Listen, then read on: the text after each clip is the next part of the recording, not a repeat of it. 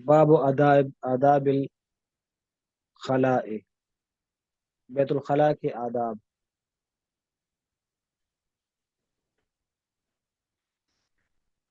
آداب ادب کی جمع ہے، اور مستحب کے اوپر اس کا اطلاق ہوتا ہے۔ ہر ایک چیز کو اس کا حق دے دینا، اس کو ادب کہا جاتا ہے۔ اور خلا، خا کے فتحہ کے ساتھ ہر اس مکان کو کہا جاتا ہے کہ جہاں پر انسان اپنی قضاء حاجت کے لیے جاتا ہے، جہاں پر انسان اپنی قضاء حاجت کے لیے جاتا ہے۔ خلا والن سے ہے، خالن تنہا ہو جانا، تو چونکہ انسان وہاں پر تنہائی میں جاتا ہے تو اس لیے اس کو خلا کہا جاتا ہے۔ اس کے کچھ آداب کو بیان کیا جا رہا ہے، اور بعض آداب جو علماء نے ذکر کیے ہیں کہ بیت الخلاء میں جاتے وقت اس بات کا لحاظ رکھے کہ قبلہ کی طرف پیٹھ نہ ہو، اور چہرہ منہ بھی اس کی طرف نہ ہو، صفائی کا خیال رکھا جائے۔ اگر پتھروں کا استعمال ہو تو 3 پتھروں سے کم نہ ہو، کم از کم 3 پتھر آدمی استعمال کرے تاکہ صفائی انسان کو حاصل ہو جائے۔ اور ایسی جگہ پر قضاء حاجت نہ کرے کہ جہاں پر لوگوں کا نقصان ہو جائے، کہ راستہ ہو یا سایہ دار درخت ہو اس کے نیچے، اور اپنے نقصان سے بھی آدمی جو ہے تو حفاظت کرے۔ نہیں ایسی جگہ پر قضاء حاجت نہ کرے جس سے اس کو خود نقصان پہنچے، جیسے کسی سوراخ کے اندر پیشاب کر دیا، ہاں، اب سوراخ سے کسی زہریلی چیز کے نکلنے کا خدشہ بھی ہے، سمجھا گئی بات۔ اور اگر جو ہے تو دوسروں کو نقصان نہ ہو، اس میں یہ والی بات بھی شامل ہے کہ ہڈی سے اور گوبر سے استنجا نہ کرے، کیونکہ ہڈی اور گوبر یہ جنات کی خوراک ہے، سمجھ گئے۔ اور دائیں ہاتھ سے نہ کرے استنجا، بائیں ہاتھ استعمال کرے۔ اور پیشاب وضو خانے کی جگہ پر پیشاب نہ کرے کہ اس سے وسوسے پیدا ہوتے ہیں۔ سطر کا خیال رکھے، مسنون دعاؤں کا خیال رکھے، یہ ساری باتیں اس کے اندر آتی ہیں، ٹھیک ہے۔ حضرت ابو ایوب انصاری رضی اللہ تعالیٰ عنہ سے مروی ہے کہ رسول اللہ صلی اللہ علیہ وسلم نے ارشاد فرمایا، اذا اتیتم القبلۃ فلا تستقبلوا القبلۃ ولا تستدبروها ولكن شرقوا او غربوا۔ اللہ کے رسول نے ارشاد فرمایا کہ جب تم قضاء حاجت کے لیے آؤ تو قبلہ کے لیے استقبال اور استدبار نہ کیا کرو، لیکن مشرق اور مغرب کی طرف چہرہ اور پیٹ کیا کرو۔ قال شیخ امام المحی السنہ ھذا الحدیث فی الصحراء اما فی البنیان فلا بأس لما روی عن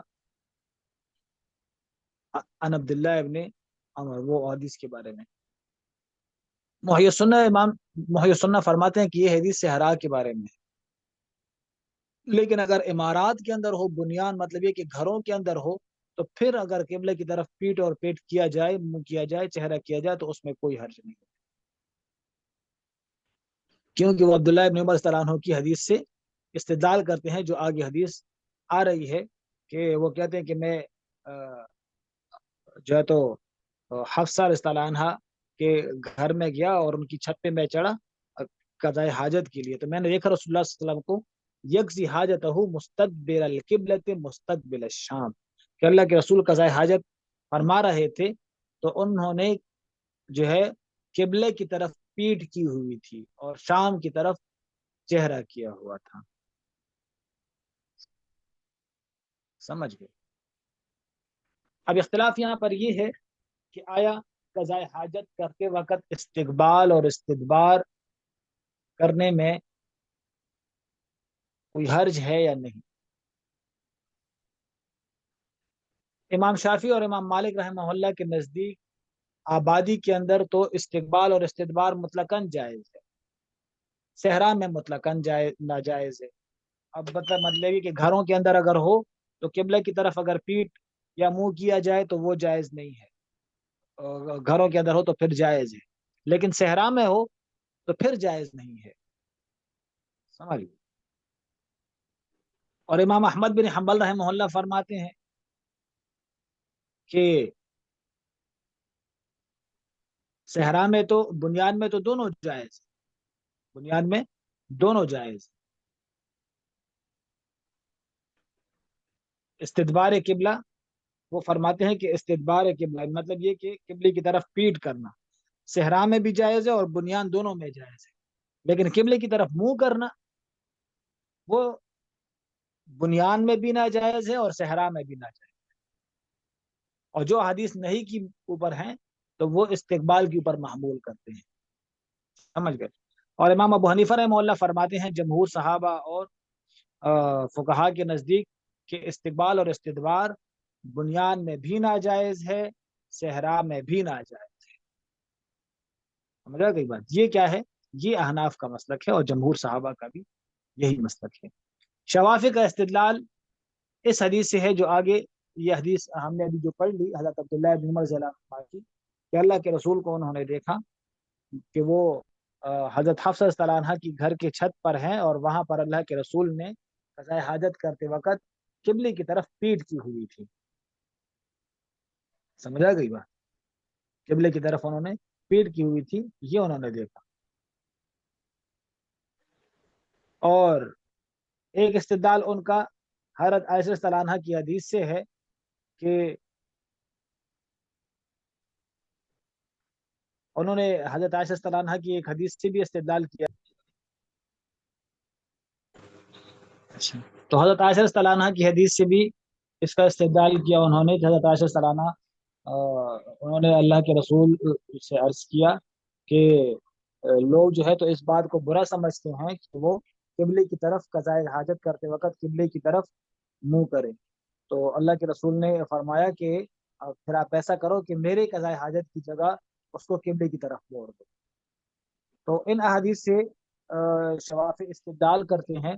جہاں تک جمہور علماء کی دلیل ہے تو ایک حدیث باب جو پہلی حدیث گزر گئی کہ اللہ کے رسول نے منع فرمایا قضاء حاجت کے وقت قبلے کی طرف منہ کرنے سے، لا تستقبل القبلۃ ولا تستدبروہا، اس سے استدلال کرتے ہیں، ٹھیک ہے۔ اور ایک حدیث یہ ہے کہ سلمان فارسی رضی اللہ عنہ کی حدیث ہے جو آگے آ رہی ہے کہ اللہ کے رسول نے ہمیں منع فرمایا ان نستقبل القبلۃ، کہ ہم قبلہ کی طرف منہ کریں، ٹھیک ہے، تو اس سے اللہ کے رسول نے منع فرمایا ہے۔ تو دونوں طرف احادیثیں موجود ہیں، لیکن احناف کی جو روایت ہے تو اس کو ترجیح اس اعتبار سے حاصل ہے کیونکہ احناف کی احادیث جو ہے تو وہ قولی احادیث ہیں، اور شوافی کی دلیل جو ہے حدیث وہ فعلی حدیثیں ہیں، اور احادیث کے اندر اصول یہ ہے کہ جب قولی اور فعلی حدیث کے اندر تعارض آ جاتا ہے تو قولی حدیث کو ترجیح دی جاتی ہے، ٹھیک ہے، قولی حدیث کو ترجیح دی جاتی ہے اس وجہ سے۔ اور دوسرا استدلال یہ بھی ہے کہ احناف کی جو دلیل ہے تو اس سے وہ محرم ہے، یعنی چیز کی حرمت کو ثابت کرتی ہے، اور شوافی کے پاس جو دلیل ہے وہ چیز کی اباحت کو ثابت کر رہی ہے۔ اب اصول یہ ہے کہ جب محرم اور مبیح کے اندر تعارض آ جائے تو محرم کو ترجیح ہوتی ہے، سمجھا گئی بات؟ اور عبداللہ بن عمر صلی اللہ عنہ کی روایت جو ہے تو وہ بھی قطعی اور یقینی نہیں ہے، کیونکہ ہو سکتا ہے کہ دیکھنے کے اندر غلطی ہو گئی ہو، اللہ کے رسول کا چہرہ ایک طرف ہو اور پیشاب جو ہے تو اس طرف نہ ہو، آدمی ویسے بھی اگر کوئی آدمی پیشاب کر رہا ہو تو اس کو پھر گھور گھور کر تو نہیں دیکھا جا سکتا، صرف ایک جھلک دیکھ کر جو ہے تو آدمی اپنا رخ پھیر دیتا ہے، ٹھیک ہے۔ تو اس لیے احناف کا مسلک اس اعتبار سے راجح معلوم ہوتا ہے، اور ادب بھی یہی ہے کہ قضاء حاجت کرتے وقت قبلے کی طرف نہ پیٹ کی جائے اور نہ منہ کیا جائے، ٹھیک ہے۔ اچھا، یہاں پر اللہ کے رسول نے ارشاد فرمایا کہ ولیکن شرقوا وغربوا، تو یہ حکم مدینہ والوں کے لیے ہے، کیونکہ مدینہ کے اندر جو ہے بیت اللہ وہ جنوب یا شمال میں وہ، کیونکہ مدینہ کے اندر تو جو ہے تو وہ مغرب کی جانب ہے، ٹھیک ہے، بیت اللہ مغرب کی جانب ہے مدینہ کے اندر، بلکہ مدینہ کے اندر اگر کوئی رہے گا تو اس کے لیے بیت اللہ کے کس جانب پڑے، ان کے لیے بیت اللہ وہ شمال کی جانب پڑے گا، تو مشرق کی جانب بیت اللہ میں رہنے والوں کے لیے، وہ مدینہ میں رہنے والوں کے لیے مشرق کی جانب بیت اللہ پڑے گا ان کے لیے۔ اس لیے اللہ کے رسول نے ان کو فرمایا کہ تم لوگ شرقوا اور غربوا، نہیں بلکہ اس ادوار سے نہیں ہوگا، شرقوا اور غربوا، شرقوا تو مشرق کو کہتے ہیں نا، تو شرقوا تو پھر تو ان کا قبلہ مشرق کی جانب نہیں ہوگا مدینہ میں رہنے والوں کا، بلکہ مدینہ والوں کا جو قبلہ ہے وہ جنوب میں واقع ہے، بیت اللہ ان کے جنوب میں واقع ہے۔ جب بیت اللہ ان کے جنوب میں واقع ہو گیا تو اس لیے اللہ کے رسول نے ان کو فرمایا کہ تم لوگ شرقو اور غربو، ٹھیک ہے، ان کی اس اعتبار سے ان کو فرمایا کیونکہ ان کا قبلہ جنوب میں واقع ہے۔ مشرق تو اب جب وہ جنوب میں واقع ہے تو مشرق مغرب کی طرف اگر وہ منہ کریں گے یا پیٹ کریں گے تو بیت اللہ کی طرف نہ منہ آئے گا نہ پیٹ آئے گا، ٹھیک ہے۔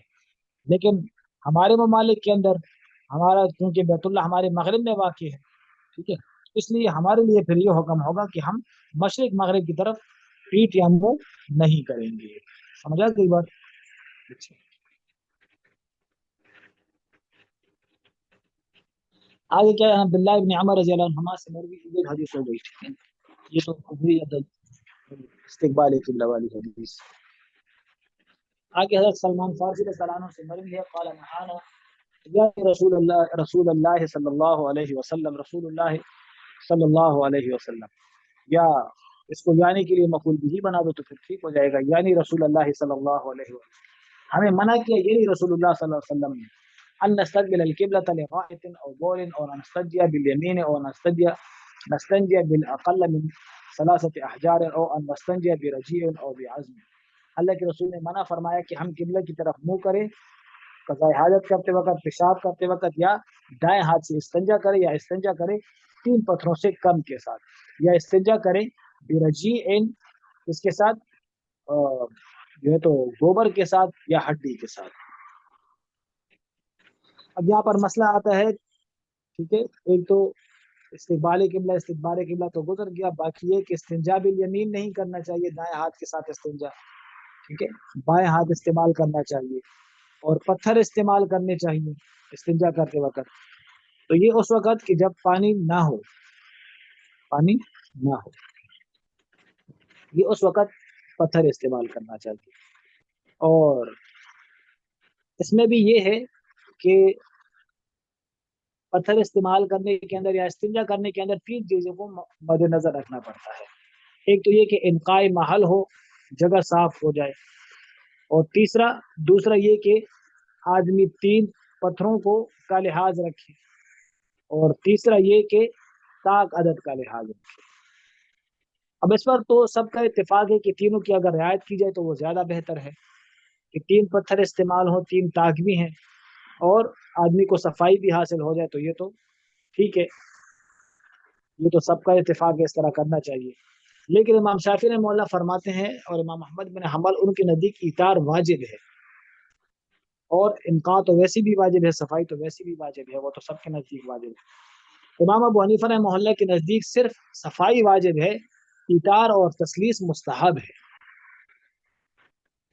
ثمرہ اختلاف یہاں پہ آئے گا کہ اگر ایک آدمی نے دو پتھر استعمال کر لیے، اب دو پتھروں سے اگر اس کو صفائی حاصل ہو گئی تو امام ابو حنیفہ رحمہ اللہ کے نزدیک تیسرا پتھر استعمال کرنا اس کے لیے مستحب ہوگا، امام شافعی رحمہ اللہ کے نزدیک تیسرا پتھر استعمال کرنا اس کے لیے واجب ہوگا، ٹھیک ہے۔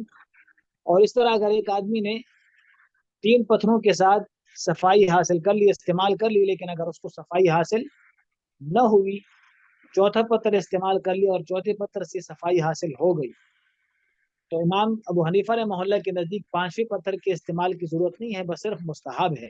لیکن امام شافعی رحمہ اللہ کے نزدیک پانچواں پتھر استعمال کرنا واجب ہے، کیونکہ چار تو جفت ہیں اور ایثار واجب ہے ان کی۔ شوافی اس حدیث سے استدلال کرتے ہیں، ایک تو جو حدیث باب ہے کہ ان نستنجی باقل من ثلاثه احجار، اس سے استدلال کرتے ہیں۔ اور آگے ایک حدیث آ رہی ہے کہ من استجمر فلیوتر،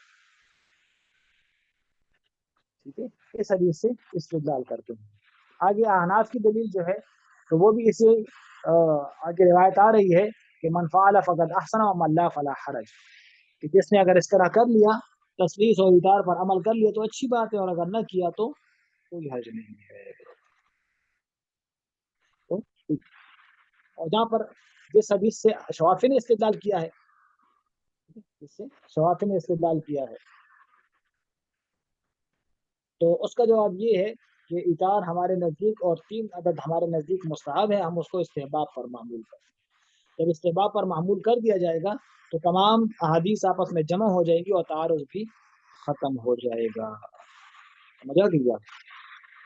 اور باقی اللہ کے رسول نے فرمایا کہ گوبر کے ساتھ اور ہڈی کے ساتھ استنجا نہ کیا جائے، کیونکہ یہ ایک تو جنوں کی خوراک ہے، اور دوسرا ہڈی کے ساتھ اگر استنجا کیا جائے تو اس سے آدمی کو زخمی ہونے کا بھی خدشہ ہے. سمجھا کہ بات. اس لیے ہڈی کے ساتھ بھی استنجا نہیں کرنا چاہیے.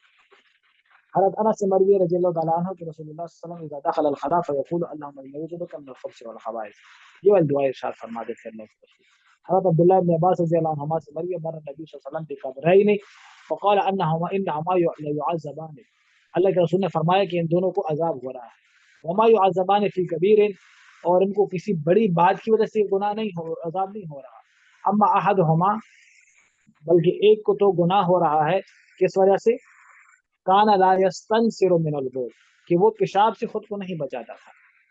اور مسلم کی ایک روایت کے اندر ہے کہ لا یستنصر من البول، پیشاب سے وہ خود کو نہیں بچاتا تھا. اور دوسرا کان یمشی بالنمیمہ، وہ چغلخوریاں کرتا تھا. ثم اخذ جریدۃ رطبۃ، پھر اللہ کے رسول نے ایک تر ٹہنی لی، فشک کہا، اور اس کو دو نصفین، اس کو دو حصوں میں تقسیم کیا. ثم غرز فی کل قبر واحدۃ، ہر ایک قبر کے اوپر ایک ایک ٹہنی گاڑ لی. فقال یا رسول اللہ لما صنعت هذا، تو فرمایا کہ اللہ کے رسول یہ آپ نے کیوں کیا؟ تو فرمایا کہ لعلہ یخفف عنہما ما لم یبسا، کہ ہو سکتا ہے اللہ تعالیٰ اس وجہ سے تخفیف عذاب کر دے جب تک یہ ٹہنیاں خوش. تو اللہ کے رسول نے مقبرے سے گزرے تو اللہ کے رسول کو جو تو الہام ہوا یا کشف ہو گیا دو قبروں کے بارے میں کہ ان کو عذاب ہو رہا ہے، اور ایک کو تو عذاب ہوتا تھا.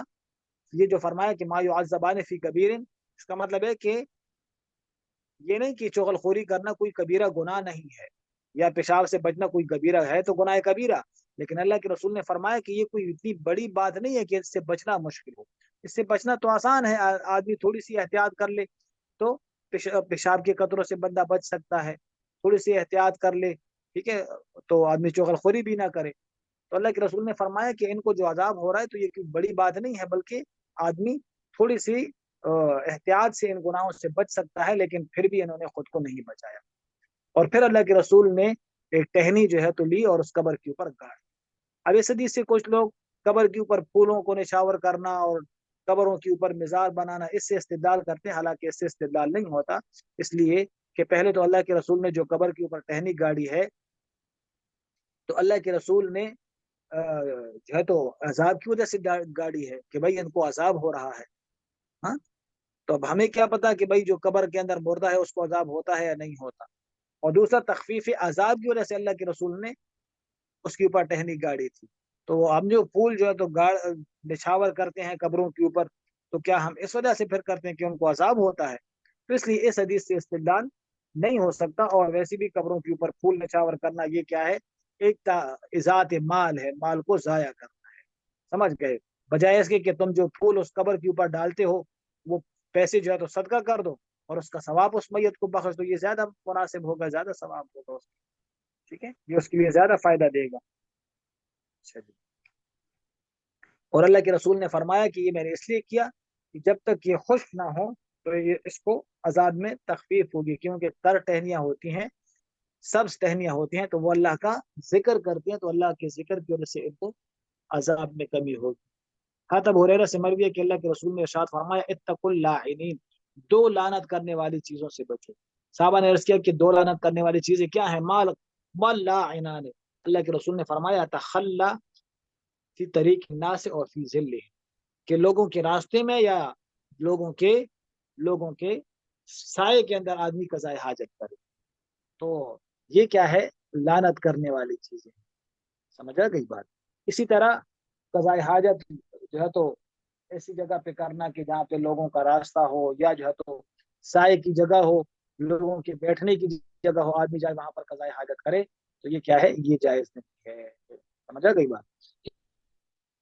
کیونکہ ایسے لوگوں کو اس طرح اگر آدمی بیت الخلاء میں بھی قضاء حاجت کرے تو ایسے طریقے سے قضاء حاجت کرے کہ اگلے آنے والے بندے کو پھر تکلیف نہ ہو، کہ بعد میں جو ہے تو اس کو صاف کر لے اور پانی خوب بہائے تاکہ وہاں پر کوئی اسمیل وغیرہ نہ ہو اور وہاں پر جو ہے تو قضاء حاجت وغیرہ نہ ہو.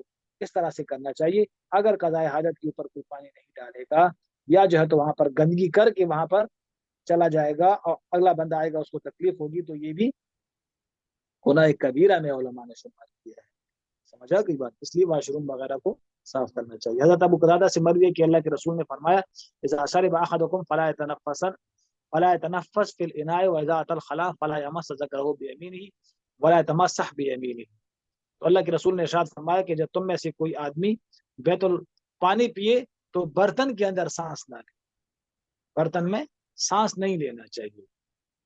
ٹھیک ہے، مطلب کہ اگر آدمی سانس لے تو برتن کو منہ سے ہٹا دے، اور دوسرا یہ کہ عضو مخصوص کو نہ چھوئے، عضو مخصوص کو نہ چھوئے اپنے دائیں ہاتھ کے ساتھ، اور نہ استنجا کرے اپنے دائیں ہاتھ کے ساتھ. ٹھیک ہے. آگے حضرت ابو ہریرہ سے مروی ہے کہ اللہ کے رسول نے فرمایا من توضأ فلیستنصر ومن استجمر فلیوتر. جو وضو کرے تو وہ استنصار کرے. استنصار کا مطلب کیا؟ ناک کو جھاڑے. اور استنجا کرے تو پھر اس کے بعد پتھر استعمال کرے اور تاک پتھر استعمال کرے. ٹھیک ہے. حضرت انس سے مروی ہے کان رسول اللہ صلی اللہ علیہ وسلم يدخل الخلاء فاحمل انا وغلام اداوة من ماء وعنزة يستنجي بالماء. حضرت انس سے مروی ہے کہ اللہ کے رسول جب قضاء حاجت سے تشریف لے کر آتے تھے تو میں اور ایک لڑکا جو حضرت بلال رضی اللہ عنہ عبداللہ ابن مسعود پانی کا برتن لے لیتے تھے. ٹھیک ہے. اور ایک چھڑی لے لیتے تھے. ٹھیک ہے. وہ اللہ کے رسول کی خدمت میں پیش کرتے تھے انزتن، اور اللہ کے رسول پانی کے ساتھ استنجا کرتے تھے. اداتن کہتے ہیں لوٹے کو، اور انزتن کہتے ہیں ایک لاٹھی وغیرہ، سمجھ گئے، چھوٹی سی جو بوقت ضرورت کام آتی ہے. آدمی سترہ بھی بنا سکتا ہے اس کو، یا یہ کہ اگر آدمی سخت زمین پر پیشاب کرے تو اس کے ذریعے سے زمین کو نرم بھی کر سکتا ہے تاکہ چھینٹے واپس نہ پڑے. ٹھیک ہے. چلے یہاں تک بس کرتے ہیں، باقی انشاءاللہ کل پر. ٹھیک ہے. السلام علیکم.